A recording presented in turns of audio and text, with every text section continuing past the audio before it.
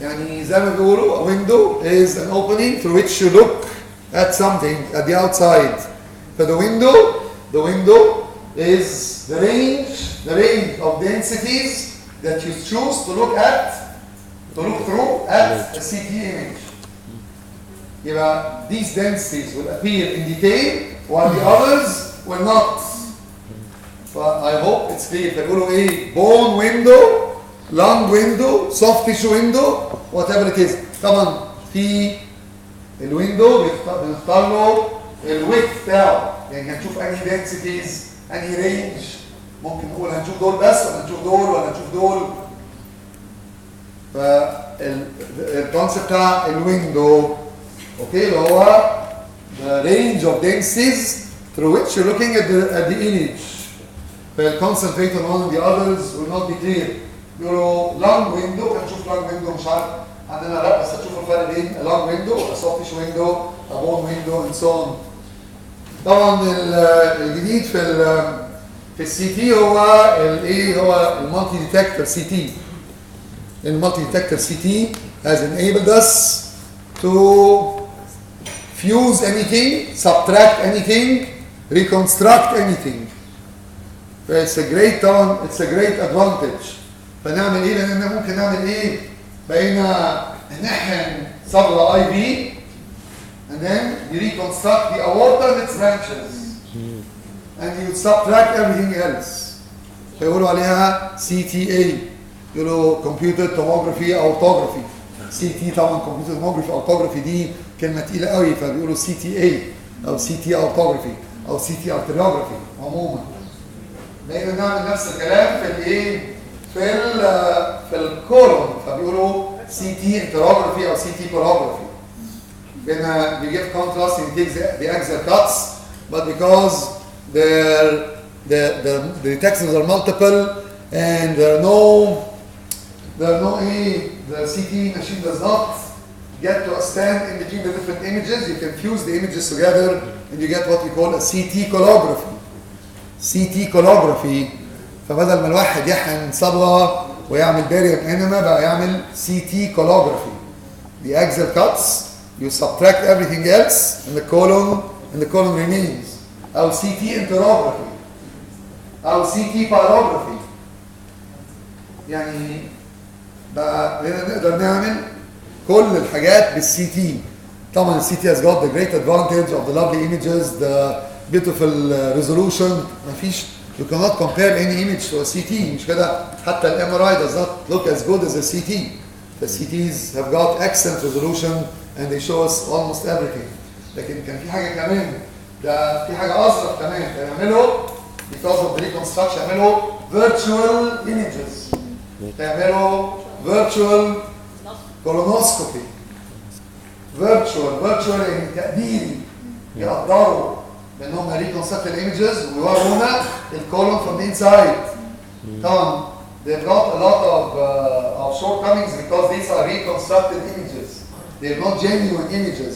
They're reconstructed, so they all need soft tissue, software that reconstructs the images. virtual عارفين virtual تقدير يعني بنقدر ان الكولون from the inside looks like that. But it takes you on a journey through the colon from the inside. يسموها virtual colonoscopy.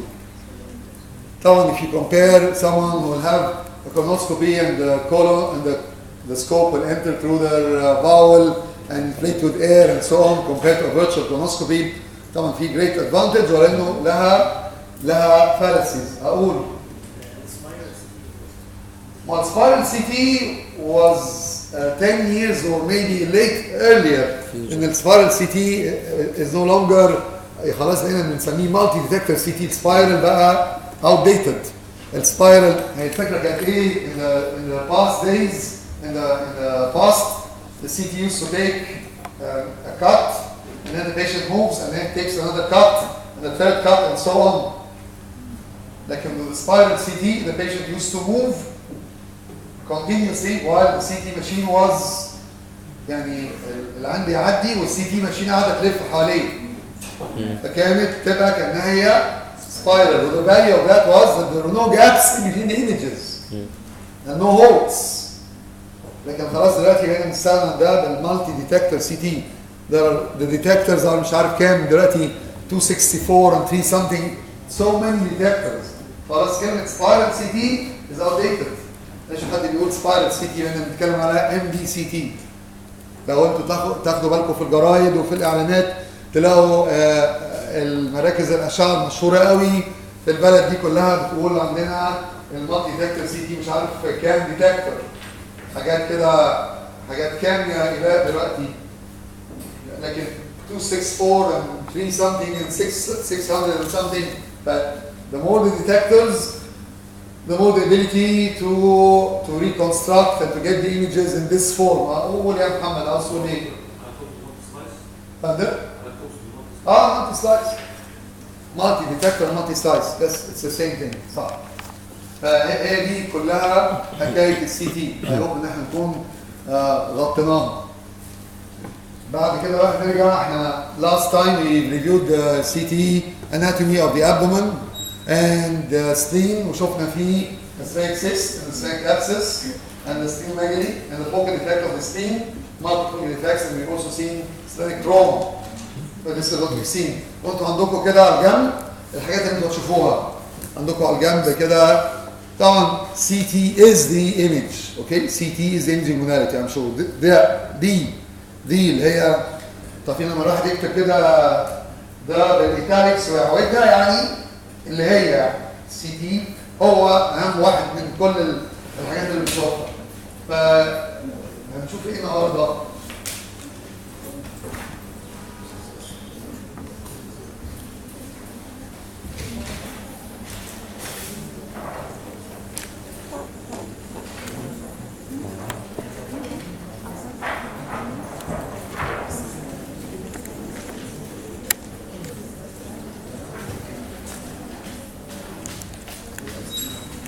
انا عندي 2 اناونسمنتس اقول لكم. الدكتور محمد سعيد مش هيجي يوم السبت ده.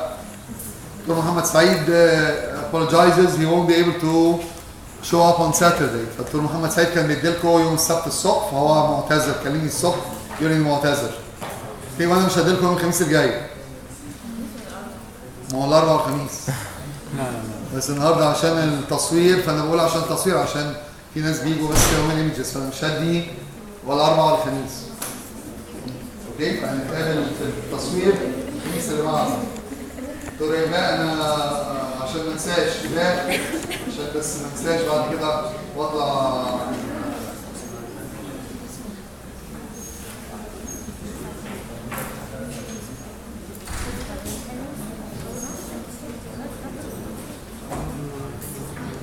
طبعا انتوا you're already familiar with these images.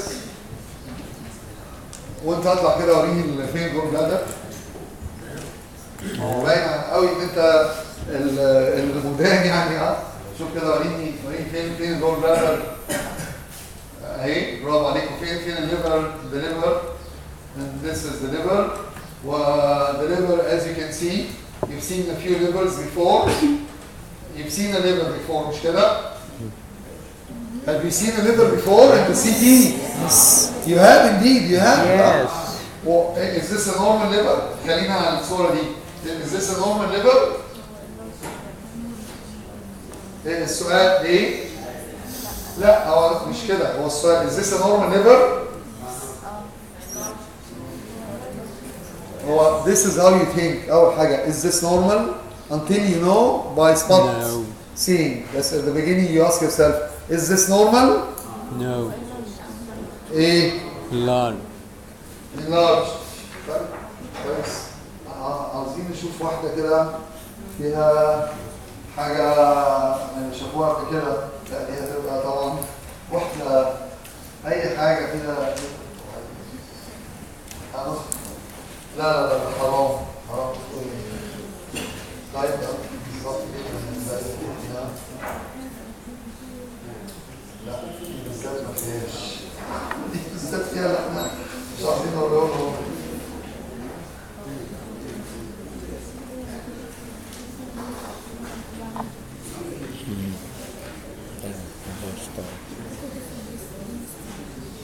يلا دلوقتي بقى انت ما لكش اي دعوه ولا طب ولا غير الطب خالص. انت عليك تعمل ايه؟ Do you know when in the newspaper on the magazines there are 4 diagrams and they ask which one is different? Yes. The scale that we all do. فانا دلوقتي where is the liver?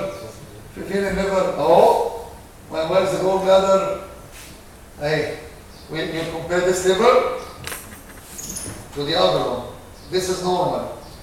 This is a normal liver. يلا نبص على الليفر اللي انت كنت بتبص عليه.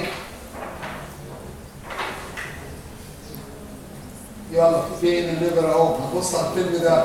يبقى what is the difference between the one you've seen in the beginning and this one? مش مهم تبقى عارف. هو بصوا ايه؟ هو الواحد يقسم المشكله. فاول حاجه يقول ده abnormal liver. طب ايه الابنورماليتي؟ and you describe that in CT terminology. مش عارف ايه ده. لا ما هو في 3 حاجات. an approach to the image, approach to the findings and then the diagnosis. ايه الابنورماليتي؟ enlarge. سيبك من enlarge. عشان enlarge دي كنا لازم نعمل ايه؟ we should have measured the liver accurately. بس كده ما هو بيقول صح كده. بيقول ان في hyperdense lesions فين in the liver. لا خلوه هو يقول يا جماعه عشان انا I use these things to show you things. انا مش بقولها اعتباطا كده. انا بقولها عشان تشوفوا ازاي الواحد ممكن يانلايز ويفكر.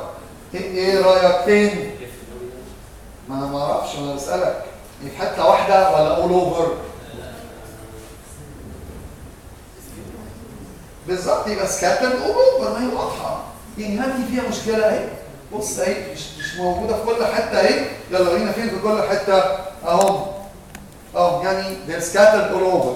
These hypodense lesions. الhypodense هايل. How do they look? Are they oval? Are they oblong? Are they triangular? How do they look? تعال نبص على الصورة اللي احنا مركزين عليها.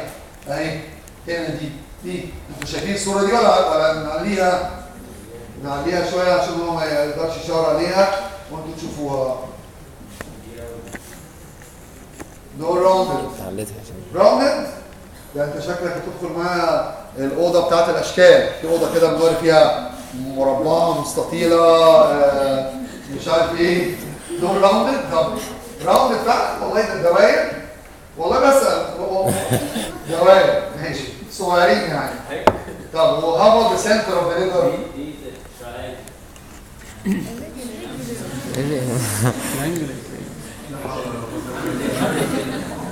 ليه هي فين؟ طيب الهايبودنس اهي عامله زي الارو. طيب وحصل لها ايه؟ امشي معاها كده. وبرانش. It is hypodense and it's more in the center, a hilum of the liver, and towards the periphery of the liver it's becoming smaller. It's scattered everywhere. ايه؟ portal vein. ممكن. طب انت شايف هنا في الايمج دي في حاجه مبيضه ريليتد للحاجه الهايبودنس، حاجه هايبودنس هنا. في دلوقتي فين الحته الهايبودنس؟ لا في الفيلم اللي في الوقت ده فين اهي بالظبط. في حاجه وراها هايبودنس. برافو عليك انت هايل. لو كنت شفتها من بعيد، لو كنت شفتها من بعيد كانت يمكن هتبقى اسهل لك. الهايبر دنس ده البورتال. ده البورتال والتريبيوتريز بتاعته ولا البرانشز بتاعته. والحاجه الهايبودنس اللي قدامه اللي متفرعه اللي رايحه في كل حته دي ايه؟ دول البيلي راديكالز. دول دايليتد بيليري راديكالز. دول البيليري راديكالز. دي البايل داكت الرايت والليفت برانشز والدايليتد بيليري راديكالز اللي هم بيسموهم الاي HBR intrahepatic biliary radicals. انتوا عرفتوا النهارده منظر ايه؟ عرفتوا النهارده منظر البيليري radicals, dilated intrahepatic biliary radicals. Well, this was a great demonstration of what we were discussing in a minute. كنا بنقول ايه a minute ago يعني.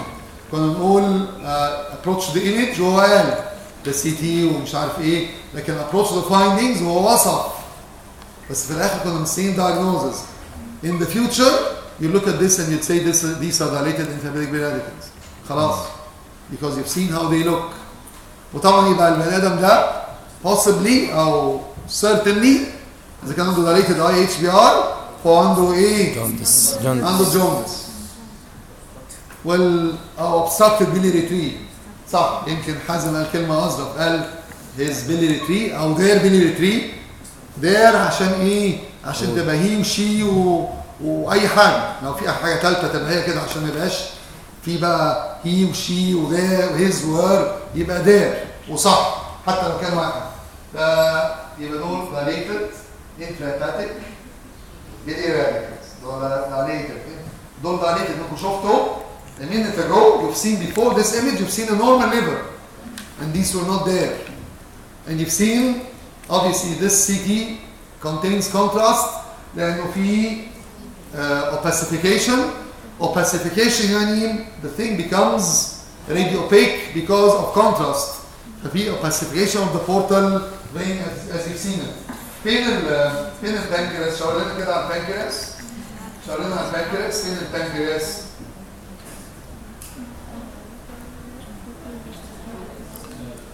دلوقتي بالظبط كده البنكرياس مش هيبان ابيض كده، هيبان ابيض ليه؟ اللي بان ابيض ده في حاجه صبغه. فين الحاجه اللي فيها الصبغه دي تاني؟ دي تفتكر ايه دي؟ باول. باول يعني خلاص انا عارف بقى، والله انا عارف انا بتصور كام صبغه بس يعني خلاص باول وخلاص. بص الاورطه والكيبه، ورينا الاورطه والكيبه. اورطه صح؟ ايوه.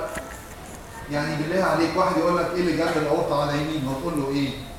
هتقول له كيفه طبعا. في حاجه قدامهم، في حاجه قدامهم، في حاجه قدامهم في الفيلم الصوره اللي هنا دي. يعني دي بس عشان انا متضايق. في ايوه برافو عليك. اوصفها هايبو ايه؟ راوندد بالظبط. دي راوندد معقوله راوندد. وكام دي بتطلع كام؟ برافو عليك. ايه؟ واحد نص في واحد كده هتزعلني بالظبط كده. بالظبط واحد ونص. يا اما اقول واحد ونص في واحد واوفل، لكن ما تقولش الراوند واحد ونص. فين السكيل؟ شايف السكيل؟ اهو. يبقى ده 5 سم. قيسه كده، قيس عليها بالظبط. قيس شوف. انت كده تقيس ازاي دلوقتي؟ مش فاهم. طب لا، ما انت هتحطه بالطول بقى. حط الطول. اوعى تقف قدام بروجيكتور. بالظبط كده برافو عليك. يلا قيس بالظبط. ايوه. حط صباعك بالظبط كده.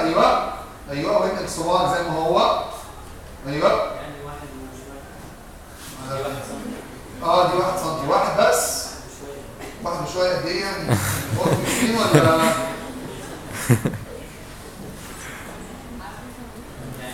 اثنين مش واحد وشويه بالظبط. يعني it's something like 2 centimeters. A rounded hypodense 2 centimeter diameter lesion that lies in the center of the abdomen in front of the cava. اهي وموجوده اهي. اهي موجوده. شايف انت طبعا ممتده هنا. مش موجوده في الفيلم ده ولا لا؟ اهو. واهو في الفيلم اللي بعده. فين؟ ابتدت تصغر ولا ايه؟ برافو عليك. It's becoming hyperdense. It's becoming smaller hyperdense. Can you see the mesenteric vessels? Can you see the mesenteric vessels that we've seen last week? Last week we've seen the mesenteric vessels. احنا عاوزين بعد كده نوريهم حاجات كتيرة في الليفر ورا بعض عشان بس ما نبقاش ضيعنا الوقت.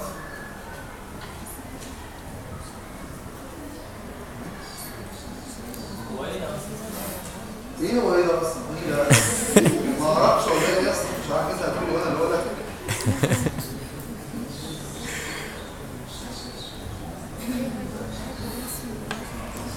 اللي جنب الليزو.